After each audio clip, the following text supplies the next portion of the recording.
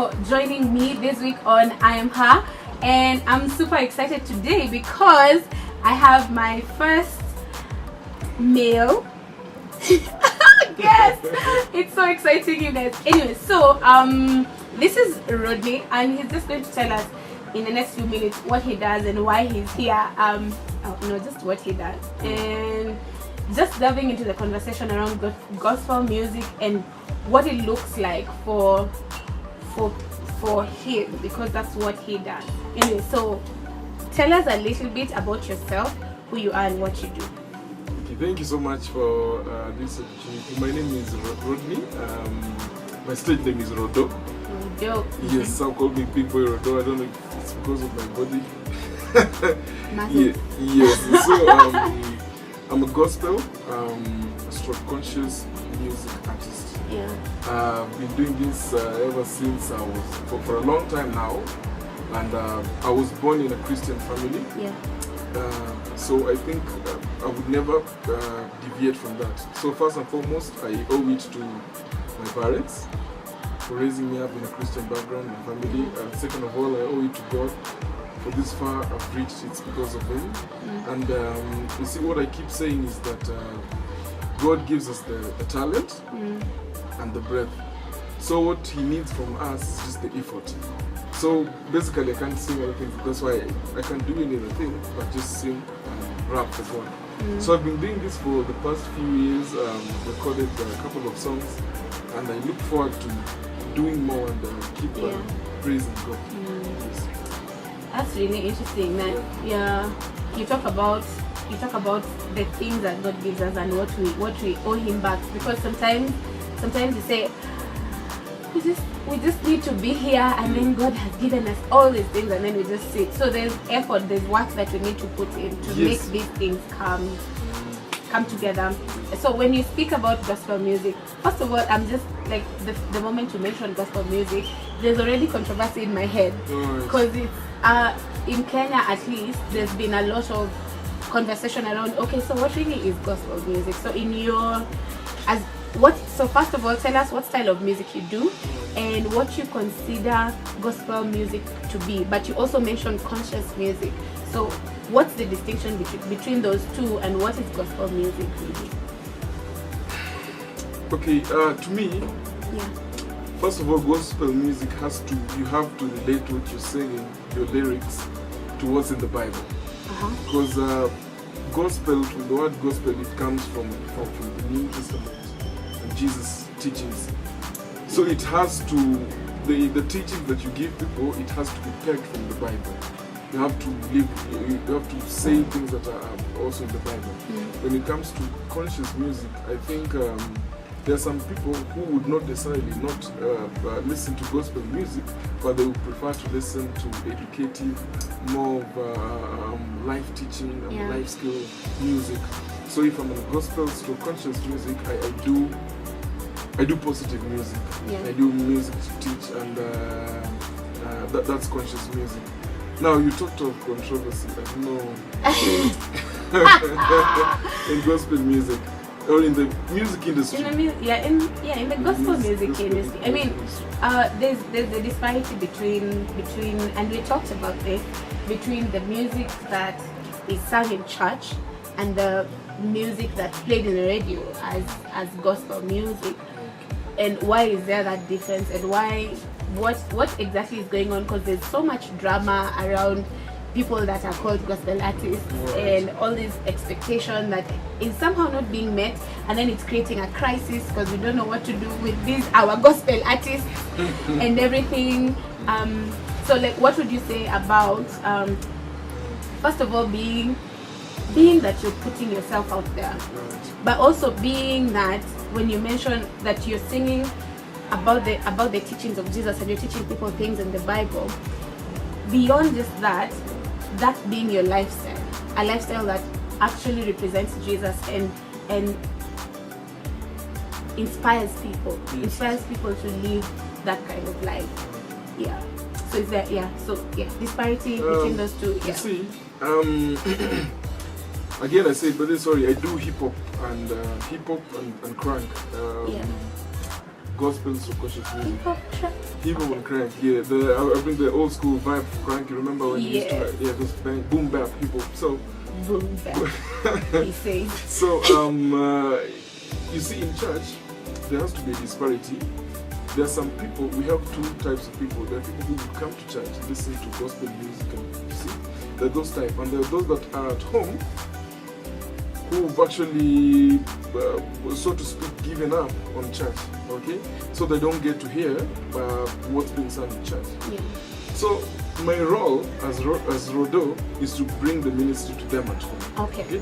That's why you get in the radio. If radio plays what's necessarily being sung in church, they might not target those listeners who are at home.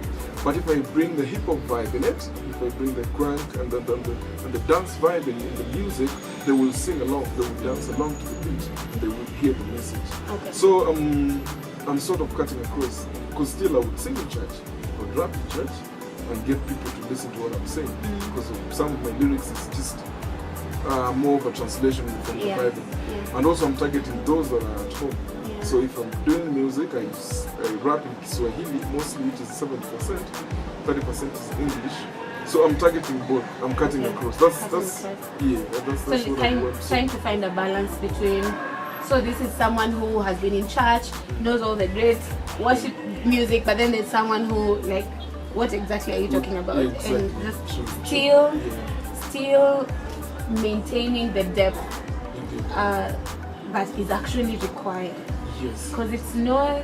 I think that what is lost, a lot is lost when we start to treat what we do as just a product. Like you can just wake up one day and just go do some things, and then it's okay. But you have to think about, because the things that people hear affect how they behave, how they act.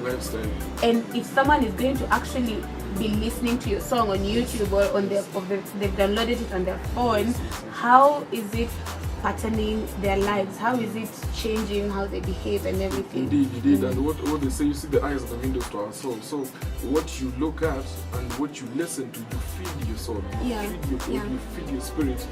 So actually, it's one of the problems that I think that most gospel artists nowadays are, they just make music for the purpose of it, all right? But when you're talking of depth, when you go deep in the Bible and you dig in deep, you find something that you can intertwine, but not changing the meaning, wrap it in Swahili and put it in a beat. People listen to it. So that, to me, is so powerful to me. I feel that's so touching. That's why I feel that I need to record it. I need to put it in music. Yes, and that's what I'm coming in to the game with.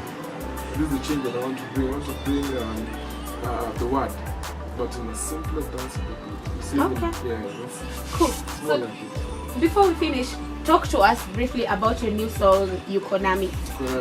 What is Yukonami about? Alright. Thank you so much.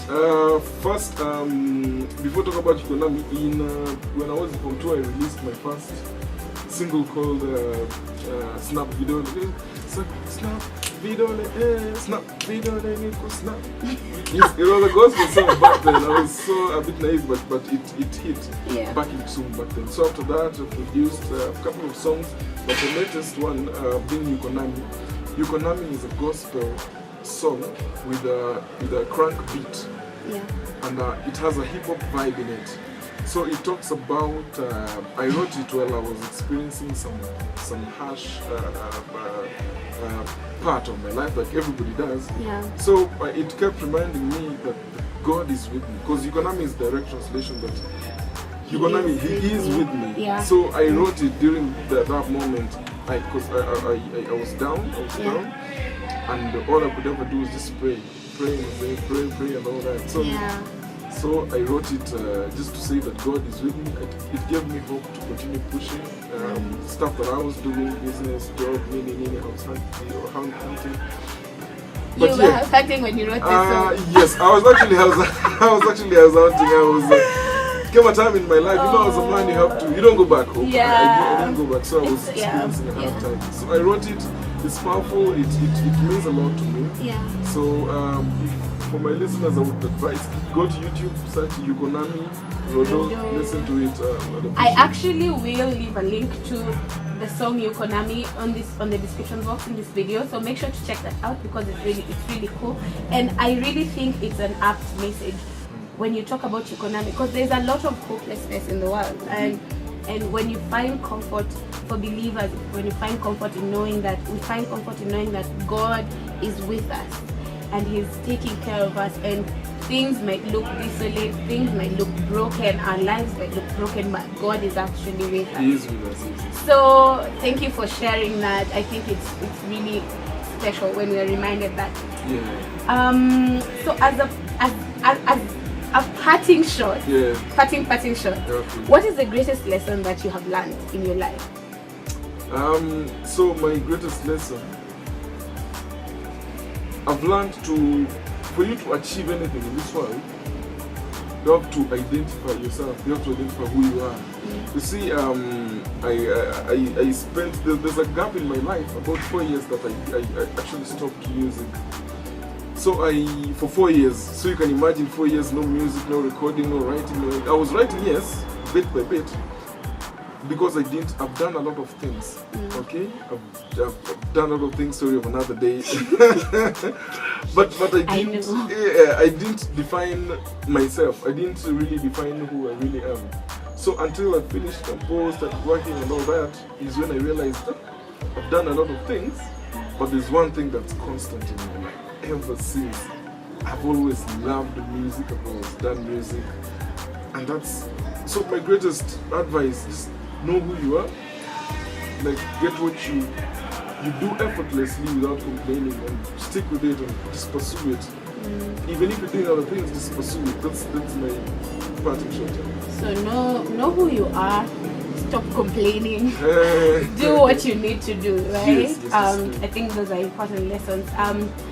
One last thing, what is the one thing that you regret? Yes, I'll still go back to the 4-year gap. You see, 4 years is a lot of time. Yeah. When I joined Campo, that's Kenyatta University. Shout out to Kenyatta University. So yeah, I spent 4 years. I don't actually. What I regret is taking a pause out of music, because that's what I was born with. Ever since in primary, high school, I've done music, performed, done shows. So I regret losing 4 years out of music. Yes, I did what it takes. I was having fun, education, of course, and all that. But I regret. But I take it positively because it was a gap for me to also learn and mature. Yeah. So. Okay. I think that's it. Thank you so much for sharing that. This is Rodo. You can find him on Instagram, Facebook, Twitter, and YouTube. Yes. Team Rodo. Team Rodo on Facebook. Team_Rodo. Yeah, no, for Facebook it's just Team Rodo. That's my Facebook page. Being Rodo, Twitter. Being Rodo also Instagram. Okay. Yes.